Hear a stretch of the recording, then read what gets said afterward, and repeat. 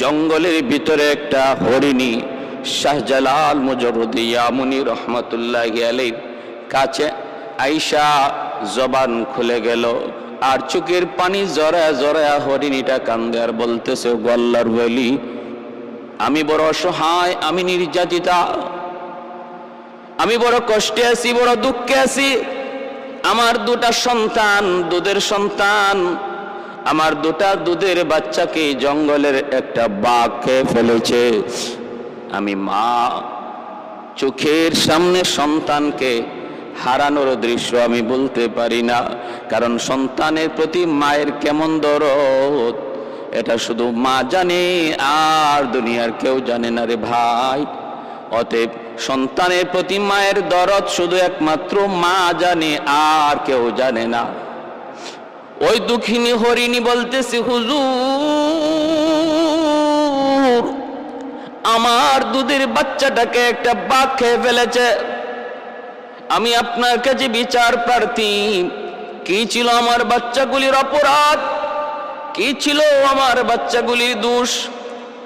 আল্লাহর ওয়ালি শাহজালাল মুজররদি ইয়ামুনি রহমাতুল্লাহি আলাইহি তিনি যখন ওই বাঘটাকে তিনি ডাক দিলেন, বাঘটার সাথে সাথে ওনার সামনে হাজির হয়ে গেল, আসামির মতো আল্লাহর ওয়ালির সামনে দাঁড়িয়ে রইল।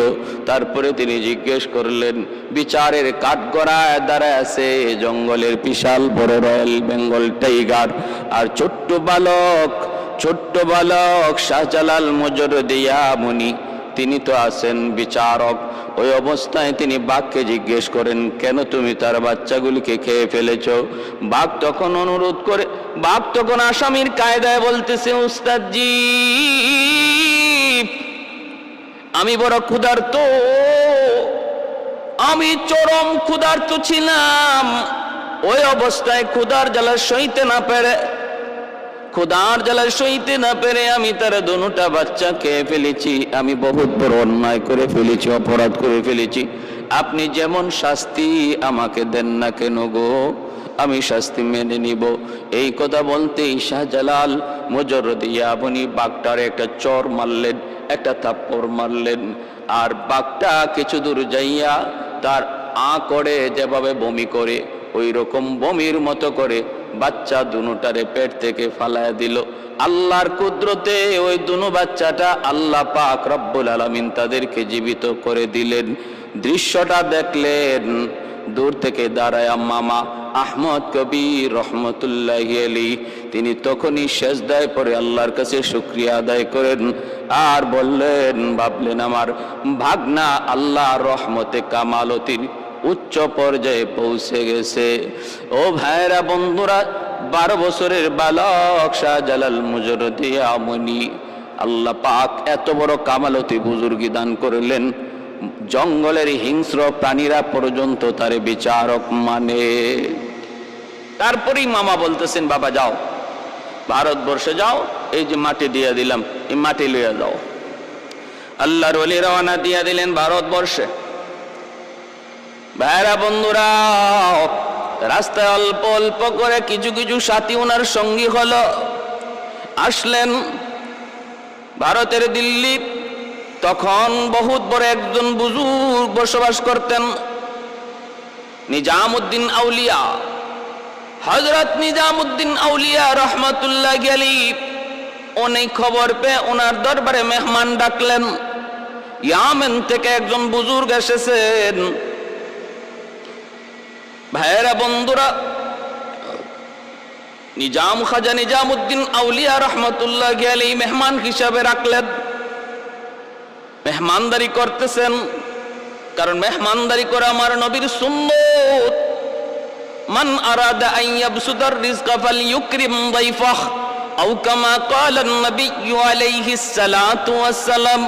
আল্লাহর নবী বলেন, উম্মতের দল, যদি তুমি রিজিকের মধ্যে প্রশস্ততা চাও, রিজিকের মধ্যে যদি বরকত চাও, যদি তুমি চাও তোমার রিজিক বাড়ক, ব্যবসায় সফলতা চাও, চাকুরিতে প্রমোশন চাও, দুনিয়ার কামিয়াবি যদি চাও, তাহলে আমি নবী বললাম মেহমানের কদর করো। মেহমানের কদর যেই ঘরে হয়, এই ঘরের মধ্যে আল্লাহ পাক রিজিকের কোনো অভাব রাখে না। রিজিকের অভাব আল্লাহ রাখে না, রিজিকের প্রশস্ততা বাড়ায় দেয়। শাহজালাল মুজরদি আমনি খাজা নিজামুদ্দিন আউলিয়া রহমতুল্লাহি আলাইহি দরবারে তিনি মেহমান। এইবার খাজা নিজামুদ্দিন ওনাকে পরীক্ষা করতে চাইলেন, কামালতিয়ার বুজুর্গে কি পরিমাণ অর্জন হয়েছে, কি পরিমাণ বুজুর্গ, কত বড় বুজুর্গ। পরীক্ষা করার জন্য তিনি রুটির ভিতরে আগুন ঢুকায়া খানা হিসাবে দিয়ে দিলেন। আর তিনি ভাবলেন, যদি আল্লাহর ওলি হয়, যদি বুজুর্গি আর কামালতি তার হাসিল হয়ে থাকে, আল্লাহর ওলিরা বিসমিল্লাহ বলে যদি রুটি খায়, ওই খানা যদি বিষও থাকে, আগুনও থাকে, সেই আগুনকে আল্লাহ পানি বানায় দেয়।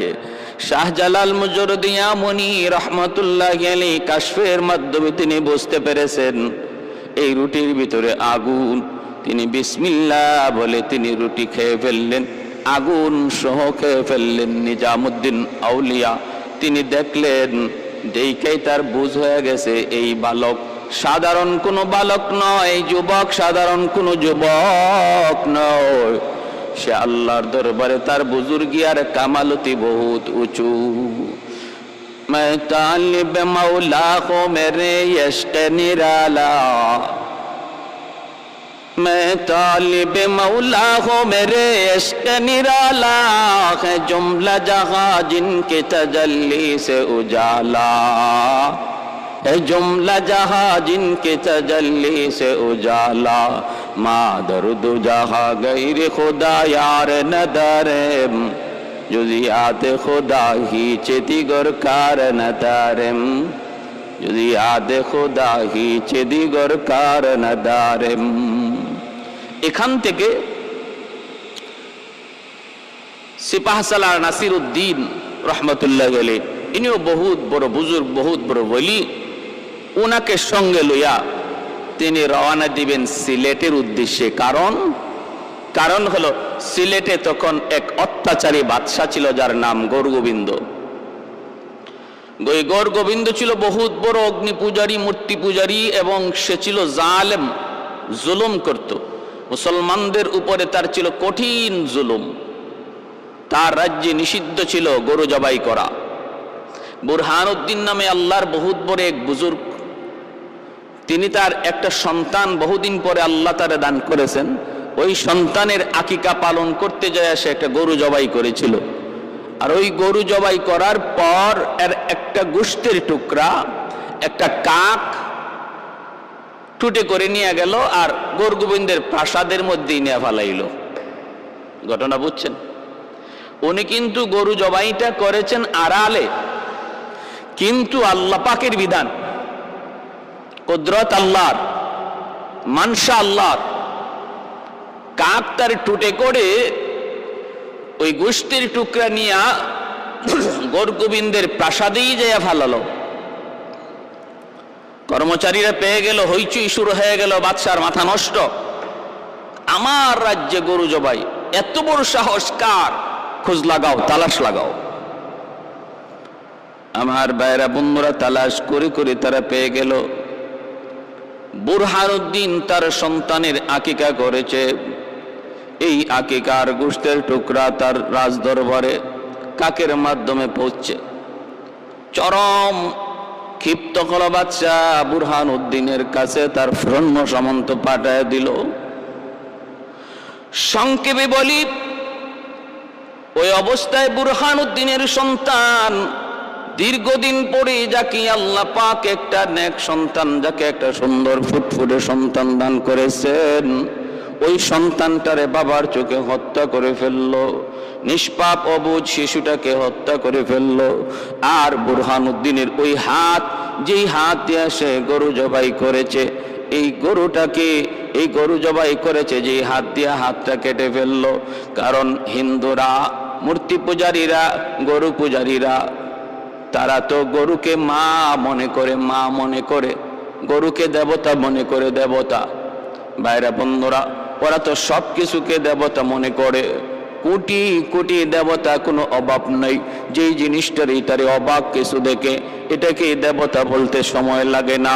বট গাছ যদি হয় 200 বছর, বট গাছকেও ওরা দেবতা মনে করে।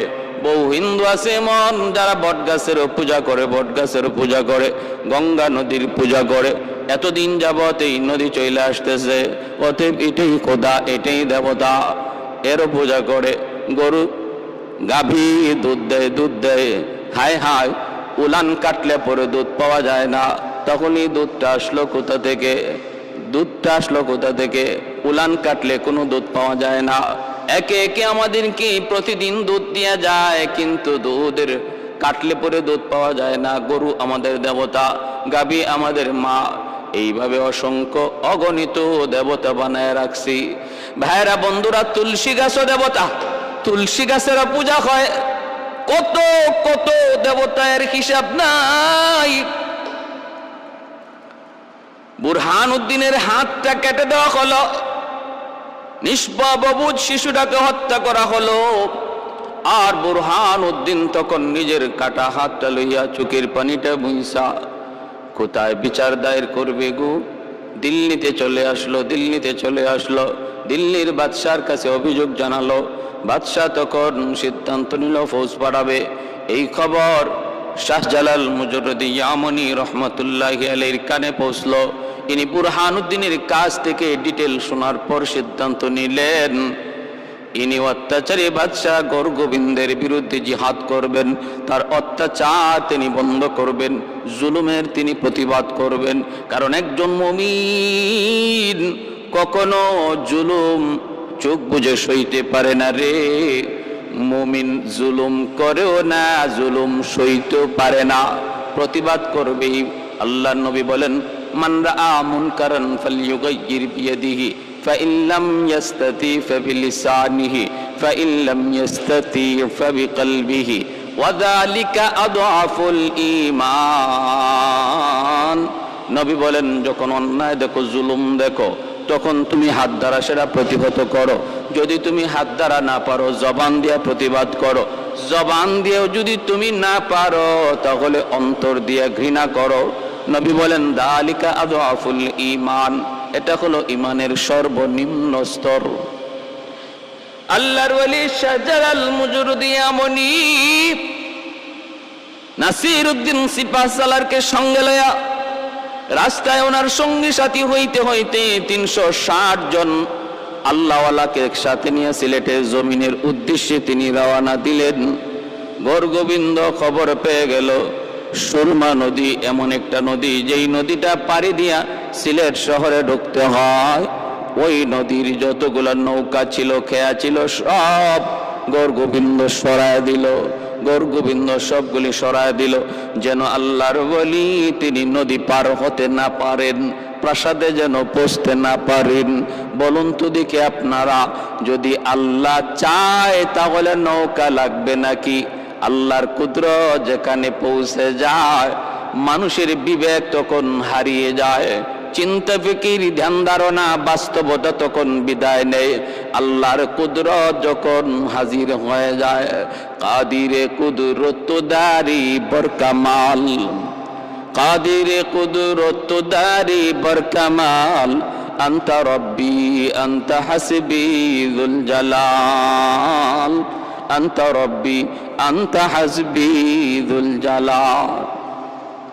আল্লাহর ওলি সুরমা নদীর কিনারায় গেলেন, যাইয়েই তিনি আদেশ দিলেন। এইদিকে নিজামউদ্দিন আউলিয়া রহমতুল্লাহি আলাইহি তিনি যখন ওনার পরীক্ষায় শাহজালাল মুজরদি ইয়ামনি বুজুর্গি আর কারামতির লাইনে পাশ করলেন, তখন তিনি খুশি হইয়া সিলেটের উদ্দেশ্যে পাঠালেন। আর ওনাকে হাদিয়া স্বরূপ এক জোড়া ওই জালালি কবুতর হাদিয়া দিয়েছিলেন।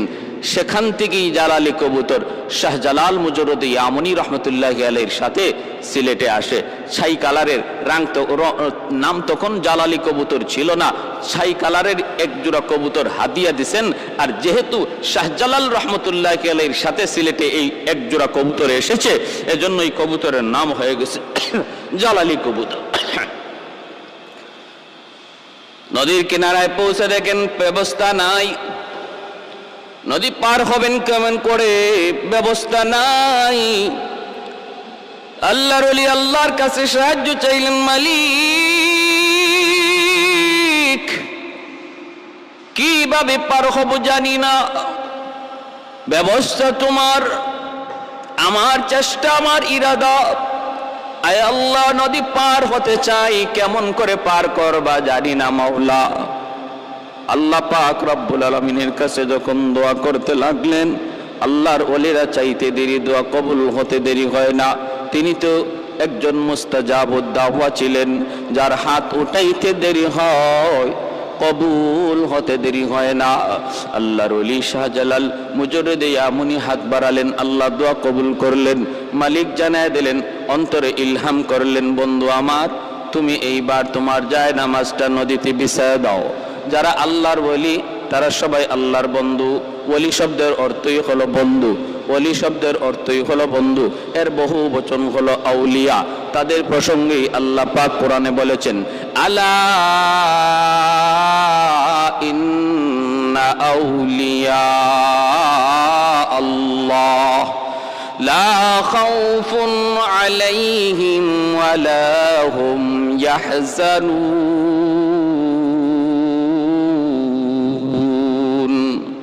আল্লাহ পাক বলেন, যারা আমি আল্লাহর ওলি তাদের কোনো ভয় নাই, কোনো চিন্তা নাই, তাদের কোনো ভয় নাই, তাদের কোনো চিন্তা নাই।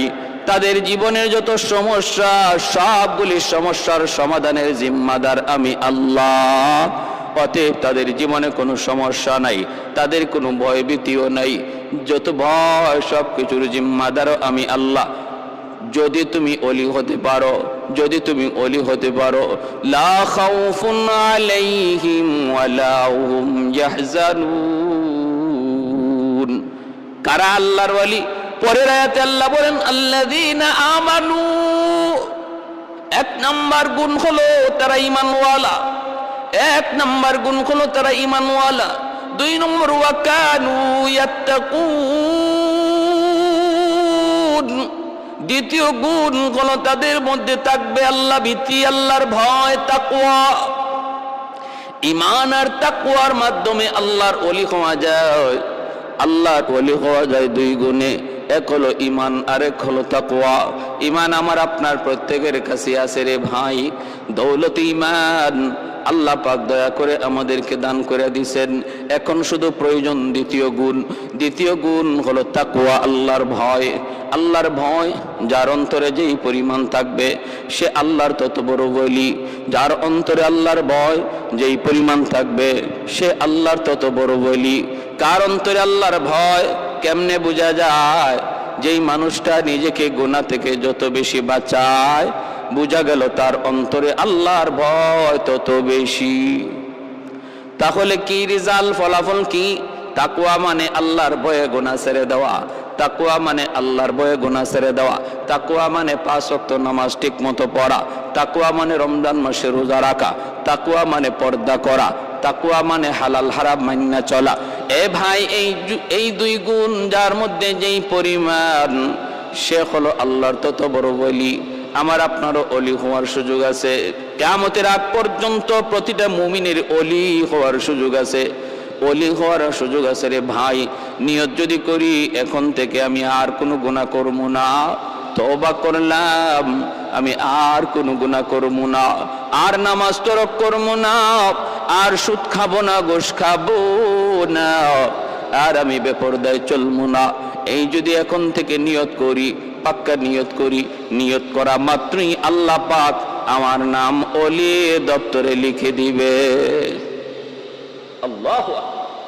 मैं तालिब मौला को मेरे इश्क निराला, मैं तालिब मौला को मेरे इश्क निराला, है जुमला जहां जिनके तजल्ली से उजाला, उल्फत में बराबर के वफा हो के जफा हो, हर चीज में लज्जत है या गुर दिल में मजा हो, हर चीज में लज्जत है या गुर दिल में मजा हो, एक चश्मे ज़दन गाफिल अज़ा शाह नबाशी, शायद के निगाहे कुनदगाह नबाशी, शायद के निगाहे कुनदगाह नबाशी। আল্লাহ বলেন, বন্ধু যায় নামাজ বিছায় দাও। যে আল্লাহ কাঠ নৌকার মধ্যে বসায় নদী পার করাইতে পারে, ওই আল্লাহ যায় নামাজে বসায়ও নদী পার করাইতে পারে। আল্লাহ বলে, বন্ধু যায় নামাজে বসে পড়ো। আল্লাহর ওয়ালি যায় নামাজে বসে পড়লেন। ওইদিকে গরগোবিন্দের বাহিনী নদীর পারে তীর নিয়ে দাঁড়ানো, লাইন ধরে তীর নিয়ে দাঁড়ানো। যদি নদী পার হওয়ার চেষ্টা করে ওরা তীর মারবে। দেখতেছে হায় হায় হায়, এ কেমন মানুষ, যায় নামাজে বসে নদী পার হইতেছে, অথচ পানিতে ডুবে না, অথচ পানিতে ভিজে না। ভাইরা বন্ধুরা, পানি কার কথায় চলে? আল্লাহর। বাতাস কার কথায় চলে? আল্লাহর। সূর্য কার কথায় উঠে? আল্লাহর। সূর্য কার কথায় ডুবে? আল্লাহর। কুল কায়নাত যার ইশারায় চলে, তিনি আর কেউ নন, তিনি আমার আপনার মালিক, তিনি আমার আপনার মালিক, যার নাম, যার উপাধি রব্বুল আলামিন। আল্লাহ পাকের নির্দেশ, এরে সুরমা নদীর পানি সাবধান, আমার বলিকে তুই ডুবাবি না, সামান্যতম বেয়াদবি করবি না। আমি আল্লাহর হুকুমে যদি তুমি চলো, তাহলে আমার বন্ধুকে সসম্মানে নদী পার করা দাও। ভাইরা, আল্লাহর হুকুমে পানি শক্ত হয়ে গেল। যেমন ভাবে মূসা কালিমুল্লাহ নীল দরিয়া যখন পার হন, আল্লাহ বলে, রে নীল দরিয়ার পানি বল কার হুকুমে চলো? কই আল্লাহ তোমার হুকুমে। তাহলে আমার বন্ধু মূসা, এখন তোমার বুকের উপর দিয়া পার হয়ে যাবে। যেইভাবে আসো আলোক হয়ে রাস্তা করে দাও, রাস্তা। দরিয়ার পানিগুলা ভিন্ন হয়ে রাস্তা করে দেয়। পানি জমাট বেঁধে গেল, মাঝখান দিয়া একটা দুইটা নয় 12টা রাস্তা হয়ে গেল। কারণ বনি ইসরাইলের মধ্যে ছিল 12টা গোত্র, প্রতিটা গোত্রের জন্য একটা করে ভিন্ন ভিন্ন রাস্তা তৈরি হয়ে গেল। ফেরাউন যখন মাঝখানে গেল, রেডিমেড রাস্তা দেখে যখন ফেরাউন নিজেও পার হতে যায়, মাঝামাঝি যাওয়া মাত্র আল্লাহ কয়, পানি রে তুই আগের মতো হয়ে যা। হুকুম পাওয়া মাত্রই পানি আগের মতো হয়ে গেল। তাহলে আমরা বুঝলাম কি, পানি কার কথায় চলে? বলে আল্লাহর কথায় চলে। বাতাস কার কথায় চলে? আল্লাহর কথায় চলে। সব কিছু আল্লাহর হুকুমে চলে, আল্লাহর হুকুমে চলে। এ ভাই, সুরমা নদীর পানি বন্ধ হয়ে গেল, সুরমা নদীর পানি শক্ত হয়ে গেল, পানি আর পানি নাই। ওই অবস্থায় তিনি যায় নামাজে বৈশা তিনি নদী পার হয়ে গেলেন। হয়ে যাচ্ছেন ওই নদীর কিনারা থেকে, তখন সৈন্যরা, দুশ্মনেরা তীর মারতে লাগলো, বৃষ্টির মতো তীর। তিনি তো আল্লাহর কাছে সাহায্য চান। তীরগুলো আল্লাহ পাক রব্বুল আলামিনের হুকুমে যেই পথ দিয়ে আসার কথা, যেই দিকে তীর যাওয়ার কথা, উল্টা ব্যাক করতে লাগলো। তীর ছাড়লো আল্লাহর ওলির দিকে লক্ষ্য করে, কিন্তু আল্লাহর কুদরত বোঝা বড় দায়। তীর উল্টা ঘুরে গেল। গুইনা গুইরে যে যে তীর ছাড়লো, সেই তীর যে তার শরীরে লাগলো, সেই খতম হয়ে গেল, সেই খতম হয়ে গেল। উপর থেকে বড় বড় পাথর ছাড়লো দুশ্মনরা, পাথর যেন পাথরের চাপায় পড়ে তিনি মারা যান। ওই পাথর গড়ায় গড়ায় যখন ওনার কাছে আসলো, তিনি আবার বলতেছেন, শাহজালাল মুজরদিয়া মুনি বলেন, শিল হাট। সিলেট শব্দটার মূল হলো শিল হাট। শিল শব্দের অর্থ হলো পাথর, হট শব্দের অর্থ সরে যা। যখন তিনি পাথরকে বলতেছেন শিল হট, পাথর সরে যা, তখন এই পাথর যেই দিক দিয়ে আসছিল ওই দিকেই উল্টা প্রচন্ড বেগে যাইতে লাগলো। যে যেখান থেকে যেই পাথর সরলো, তার সৈন্যরাই ওই পাথরের আঘাতে খতম হয়ে গেল। সুবহানাল্লাহ! আল্লাহ পাকের কুদরত কত বড়, আল্লাহ পাক কত বড় মহান। আল্লাহ যা চায় জান তা হয়, মানুষ যা চায় তা হয় না। আল্লাহ যা দেখেন মানুষ তা দেখে না, আল্লাহ যা পারেন মানুষ তা পারে না। এর নাম হলো ঈমান।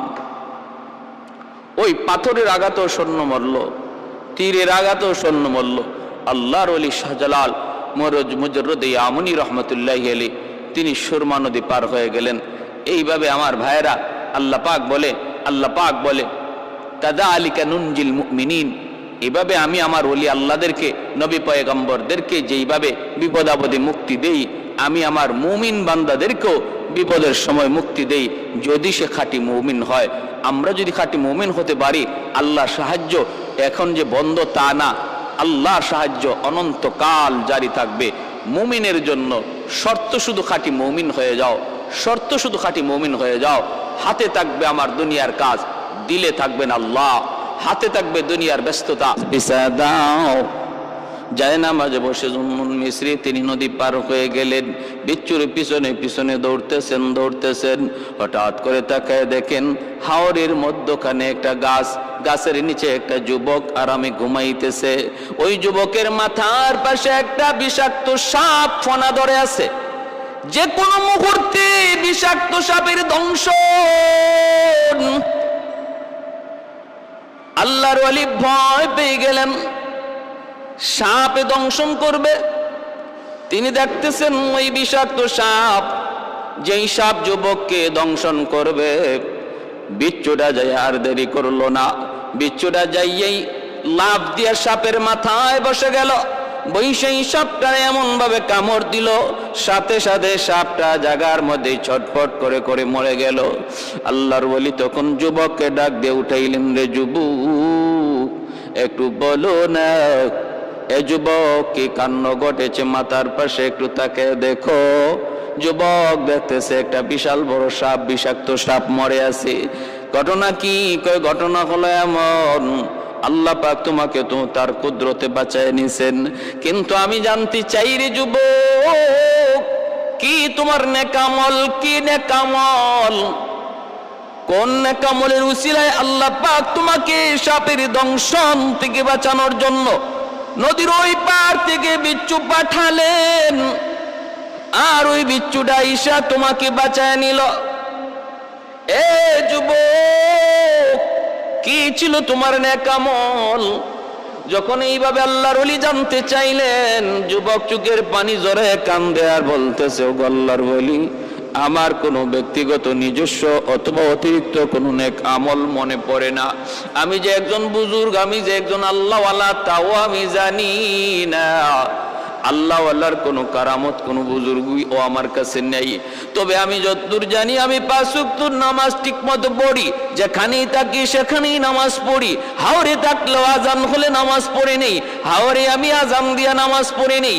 জঙ্গলে থাকলে সেখানে ওয়াক্ত মতো আমি নামাজ আদায় করে নেই। সকল ব্যস্ততার ভিতরে আমি আল্লাহর হুকুমকে ভুলি না। সমস্ত ব্যস্ততার ভিতরে আমার দিলের ভিতরে আল্লাহর মহব্বত। এজন্য দুনিয়ার কোনো কর্ম, দুনিয়ার কোনো ব্যস্ততা আমাকে আল্লাহর হুকুম থেকে গাফেল করতে পারে না। এই হলো আমার দেখার মধ্যে একটা আমল। আরেকটা হলো আমি যখন ওই জায়গায় ঘুমাইতে যাই, আমি আল্লাহর কাছে দোয়া করেছিলাম, মালিক এই হাওরে আমি একটু ঘুমাবো, আমি বড় ক্লান্ত পরিশ্রান্ত, গাছের নিচে ঘুমাবো, কিন্তু কেমন করে ঘুমাই? আমার তো কোনো আপনজন আত্মীয় স্বজন কেউ নাই। আল্লাহ আমি গাছের নিচে ঘুমাবো, পাহারা দিবে কে? বিপদে পড়লে সাহায্য করবে কে? আল্লাহ তোমার কাছে আমি ভরসা করলাম, আল্লাহ তোমার উপর ভরসা করে ঘুমাইলাম, তুমি আমাকে সাহায্য কইরো।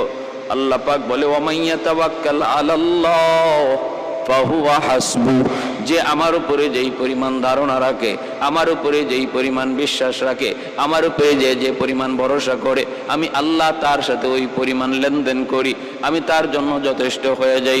100 ভরসা যদি কেউ আল্লাহর উপরে করে, আল্লাহ তার জন্য 100 সমাধান বের করে দেন। আল্লাহ পাক তার 100 জিম্মাদার হয়ে যান। কেউ যদি 50 ভাগ ভরসা করে, আল্লাহ 50 ভাগ তার জিম্মাদার হয়ে যান। এজন্য ভাইরা বন্ধুরা, ভরসা করব কার উপর? আল্লাহর উপর। তাওয়াক্কুল করব কার উপর? আল্লাহর উপর। কয় কত %? 50 কয় না, 60 কয় না, 70 কয় না, 80 কয় না, 90 কয় না, কত কয়? 100 100% তাওয়াক্কুল করব আল্লাহর উপর। আল্লাহর ওলি কি যুবক বলতেছে, ও আল্লাহর ওলি আমি যখন ঘুমাই আল্লাহর কাছে বলতেছি, মালিক এই নির্জন মরুভূমিতে গাছের নিচে ঘুমাবো, কিন্তু বাঁচানেওয়ালা কেউ নাই তুমি ছাড়া। আল্লাহ আমাকে তুমি বিপদ থেকে উদ্ধার কইরো, এই বইলে আমি ঘুমাইছি। এজন্য আল্লাহ পাক তার জিম্মাদার হয়ে গেছেন, জিম্মাদার হয়ে গেছেন। আল্লাহর ওলি জুন্নুন মিসরি রহমাতুল্লাহ আলাইহি যুবককে বুকে নিয়ে বুক মিলাইলেন আর বললেন, যুবক, অযুবক, তুমি আল্লাহর কাছে বড় পেয়ারা, আল্লাহর কাছে তোমার দাম বড় বেশি। এই ভাই, এজন্য আল্লাহর ওলিদেরকে আল্লাহ পাক কুদরতি হাতে বিপদ থেকে বাঁচায়। সমস্যায় পড়লে আল্লাহ সমস্যা থেকে উদ্ধার করে। আল্লাহ নিজেই বলেছে, ওয়া কাযালিকা নুনজিল মুমিনিন,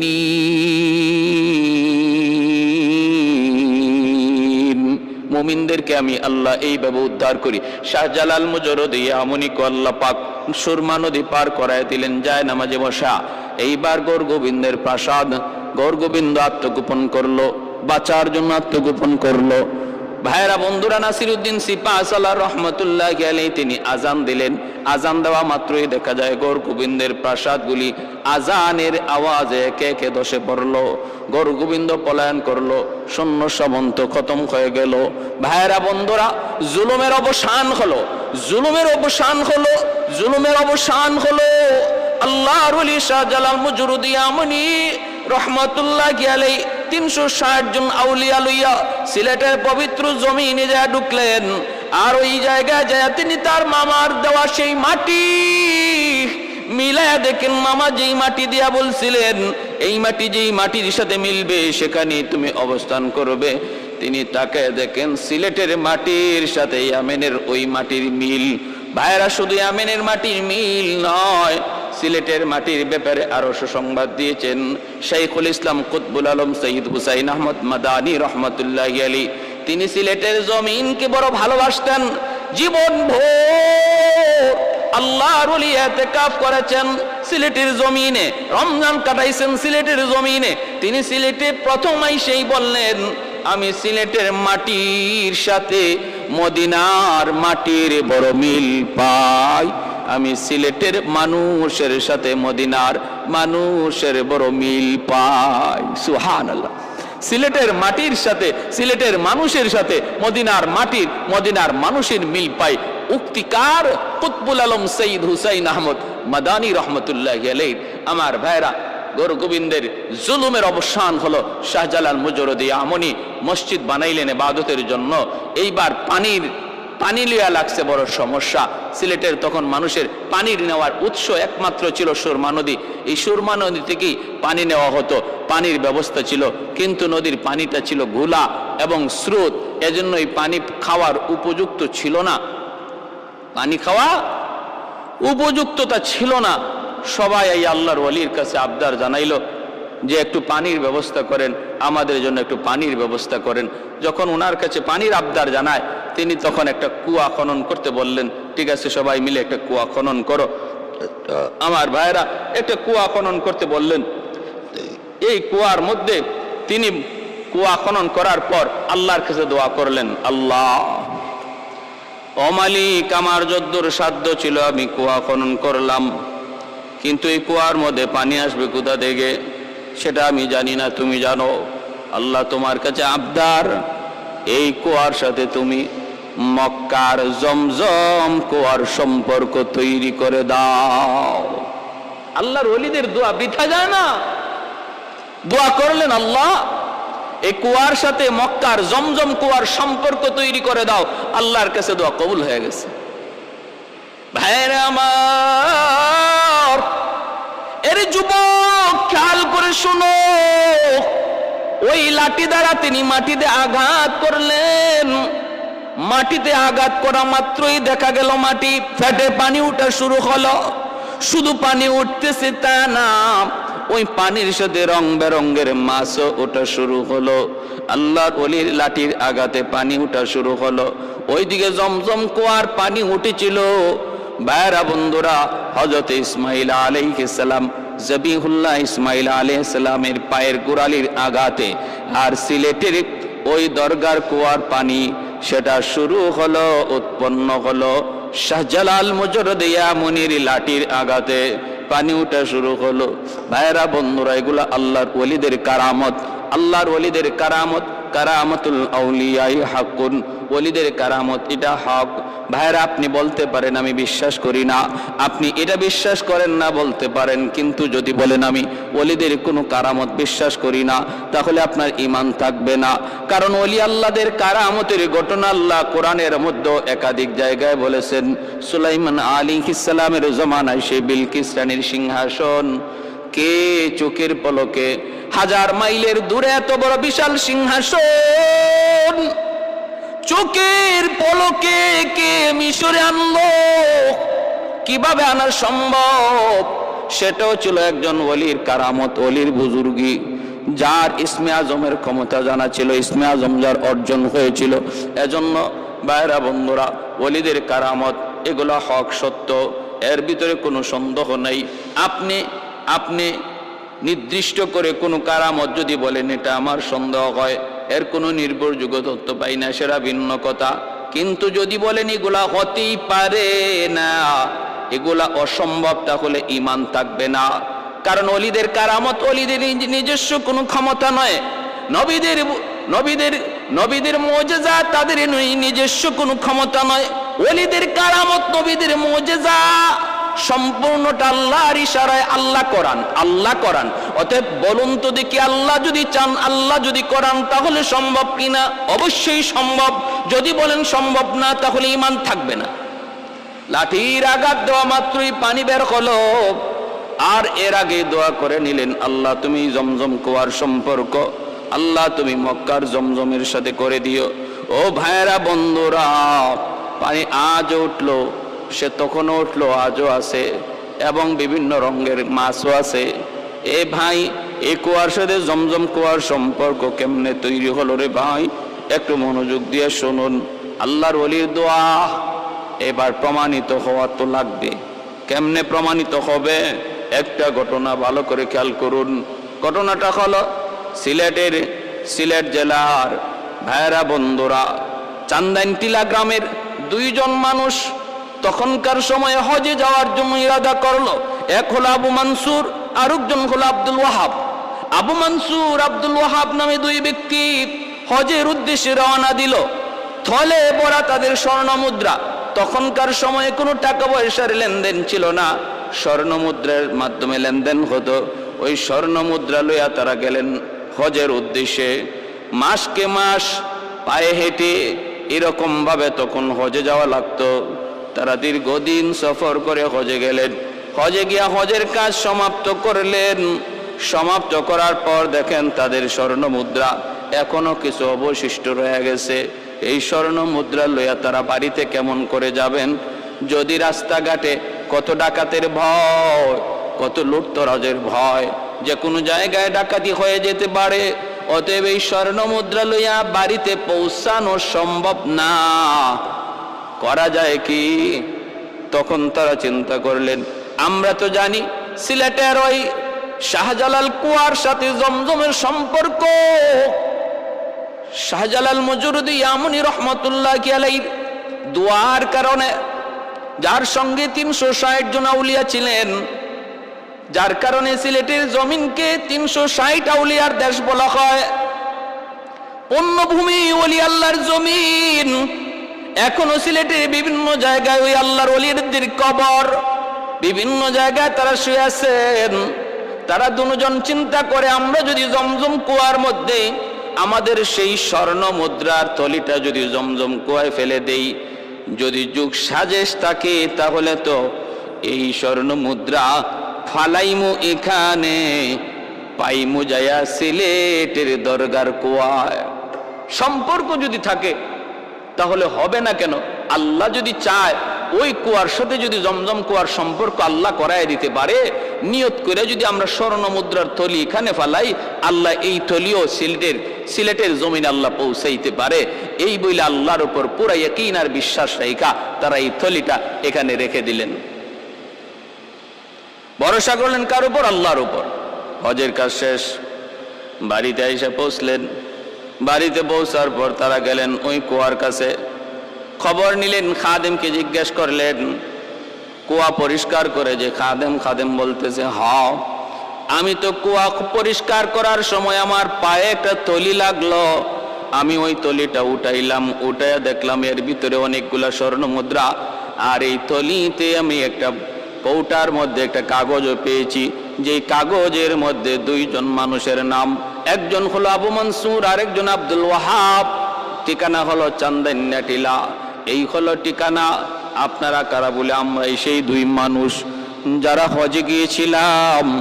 স্বর্ণ মুদ্রা কেমন করে দেশে পৌঁছাবো? ডাকাতের ভয়ে আমরা জমজম কুয়ার মধ্যে এই থলিটা ফালায় দিলাম। আল্লাহ পাক ওই থলিটাকে জমজমের সাথে কুয়া, শাহজালাল রহমতুল্লাহি আলাইহির কুয়ার, দরগার কুয়ার মিল আছে বিদায় আল্লাহ পাক পৌঁছায় দিছেন। বাবা আমাদের স্বর্ণগুলা দাও। খাদেম তখন সেই স্বর্ণ মুদ্রাগুলা উনাদের হাতে পৌঁছে দিল।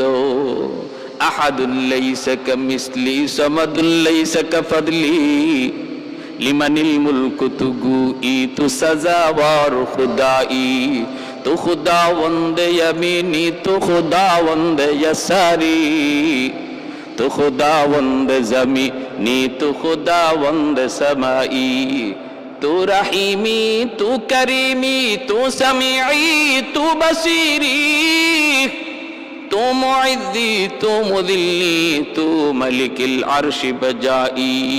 বরি আজ খুরদন ও খুফতন, বরি আজ তহমতে মর্দন, বরি আজ বিমু উমিদি, বরি আজ রঞ্জবালাই, বরি আজ রিমু, বরি আজ রঞ্জবালাই। ভাইয়েরা, বন্ধুরা, এজন্য বলতেছিলাম আমার ভাই শাহজালাল মুজররদি আমনি রহমতুল্লাহি আলাইহি কত বড় বুজুর্গ, কত বড় আল্লাহর ওলি, জীবনে বিয়ে শাদী করেন নাই, এজন্য ওনার উপাধি ছিল মুজাররাদ। কেন? আমি আপনি যদি মনে করি তাহলে আমিও বিয়া করবো না, বলে না, আমার আপনার জন্য এই হালত না। তিনি যেই হালতে ছিলেন তার জন্য সেটা জায়েজ, কারণ তার দিলের ভিতরে, তার পশমে পশমে, গোড়ায় গোড়ায় আল্লাহর মহব্বত ছিল, আল্লাহর মহব্বত ছিল। বিদায় তাদের সাথে আমাদের মাসালা, আমাদের জিন্দগি ফিট করলে চলবে না। 360 উলিয়ার জমিন। আর ওই যে ভাইয়েরা, বন্ধুরা, নাসিরউদ্দিন সিপাহ সালাহ রহমতুল্লাহি আলাইহি উনি একদিন ওই কবুতরের জোলা খেয়ে ফেলেছিলেন। এটাও আমরা পেয়েছি তারিখের কিতাবের মধ্যে। ওই যে কবুতরের জোড়াটা নিজামুদ্দিন আউলিয়া ওনাকে উপহার দিয়েছিলেন, ওই কবুতরের জোড়াটা খেয়ে ফেলেছিলেন নাসিরউদ্দিন সিপাহ সালাহ রহমতুল্লাহি আলাইহি। শাহপরান রহমতুল্লাহি আলাইহি, শাহপরান, শাহজালাল মুজররদি রহমতুল্লাহি আলাইহির ভাগনা শাহপরান রহমতুল্লাহি আলাইহি কবুতরের জোড়াটা খেয়ে ফেলেছিলেন। তখন তিনি বলছিলেন, ভাগনা এটা করলা কি? এটা তো একটা উপহার। তিনি সাথে সাথে ওই কবুতরের বাঘগুলা ছিল সবগুলা বাঘ একত্রিত করে আল্লাহর নামে দোয়া করলেন, ফু দিলেন, পাক থেকে অসংখ্য অগণিত কবুতর তৈরি হয়ে গেল। আজও সিলেটের জমিনে আপনি যদি দরগায় যান, এত অসংখ্য অগণিত কবুতর দেখবেন, সেটা ওই এক জোড়া কবুতরের বংশধর। ভাইয়েরা, বন্ধুরা, আমি বলতেছি কোথায় যে আল্লাহর ওলিদের কারামত এগুলা আল্লাহর পক্ষ থেকে হয়, তাদের নিজস্ব ব্যক্তিগত কোনো ক্ষমতার বলে নয়। আল্লাহর পক্ষ থেকে যেই সমস্ত বিষয় হয়, এর মধ্যে আমার আপনার চিন্তা, ফিকির, চেতনা, আমার যুক্তি, আমার বিবেক সব ফেল হয়ে যাবে। নবীদের মুআজিজার সামনে যেমন আমাদের যুক্তি সমস্ত অকেজু, ওলিদের কারামতের সামনেও আমার আপনার যুক্তি সম্পূর্ণটাই অকেজু। অতএব আমরা জানতে পারলাম যে মক্কার ওই জমজম কুয়ার সাথে সিলেটের দরগার কুয়ার সম্পর্ক রয়েছে। আল্লাহ আমাদের সবাইকে বুঝার এবং ওলি আল্লাহদের মতো জীবন